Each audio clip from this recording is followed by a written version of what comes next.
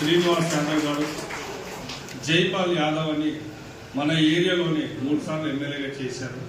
వారి కల్వకుర్తిలో చేశారు. ఆయన ఎమ్మెల్యేగా వారి అల్లుడు మనకు మంచి స్నేహితుడు, ఈశ్వర్కి మంచి మిత్రుడు. సార్ కూడా అంత పెద్ద స్థాయిలో ఉండి అంటే ఒక్కసారి మనం ఏంటంటే చిన్న ఆలోచనలోకి రావాలి. ఎందుకనంటే ఒక సామాన్యవాడు మార్కెటింగ్ చేస్తాడు బ్రోచర్ పట్టుకునేది కాదు. ఈరోజు మనని ఎంకరేజ్ చేయడానికి మా శ్రీనివాస్ యాదవ్ గారే తను మాటలు అమ్మడానికి సిద్ధపడ్డాడు. అంటే ఒక్కసారి చూడండి, అంత పెద్దవాళ్ళు ఓకేనా. ఒక్కసారి రెండు మాటలు వారి మాటల్లోనే మాట్లాడుతున్నాను ప్లీజ్. అందరికీ నమస్కారం. ముఖ్యంగా మరి ఈరోజు ఇక్కడ మీ అందరినీ మరి అలాగే మా పెద్దలు గుర్రాజు అన్నయ్య, మరి అలాగే మా మిత్రుడు ఈశ్వర్ గారు, ఎందుకంటే మాది తలకొండపల్లి మండలం బెల్లాల గ్రామం. అక్కడ నుండి మీ వెంచర్ ఈ సైట్ నుండి 20 కిలోమీటర్లు ఉంటుంది. నేను తలకొండపల్లి మండలానికి మండలాధ్యక్షుడిగా 2006 నుండి 11 వరకు ఎంపీపీగా చేసిన. మా మిస్సెస్ వచ్చి బెల్లాల గ్రామానికి 15 సంవత్సరాలు కంటిన్యూ సర్పంచ్. అయితే నేను కూడా రియల్ ఎస్టేట్ రంగంలో అంటే ఫస్ట్ నుండి పొలిటికల్, తర్వాత కాంట్రాక్టర్, సివిల్ కాంట్రాక్టర్.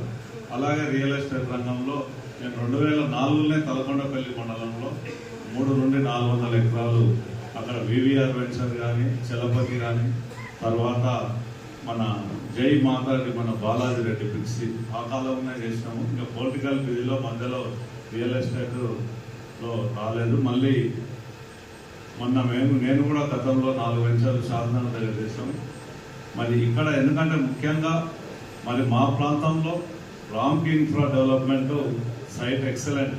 ఎందుకంటే మా మిథునేశ్వర్ గారు ఇక్కడ ఫస్ట్ అంటే మా గ్రామం అని తెలియదు ఆయనకు.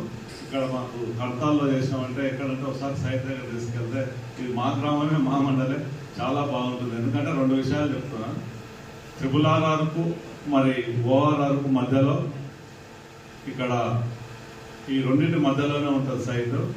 ఎక్సలెంట్ 100 ఎకర్స్లో మరి డెవలప్మెంట్ కూడా బాగా చేస్తారు.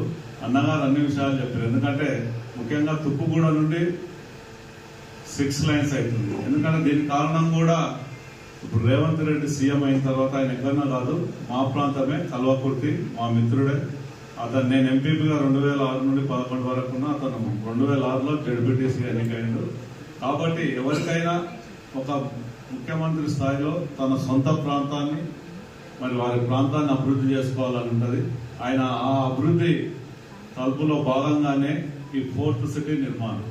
ఎందుకంటే హైదరాబాద్, సైబరాబాద్, హైటెక్ సిటీ చంద్రబాబు నాయుడు. ఎలా ఇప్పుడు హైటెక్ సిటీ ఎవరు నిర్మించారంటే చంద్రబాబు నాయుడు.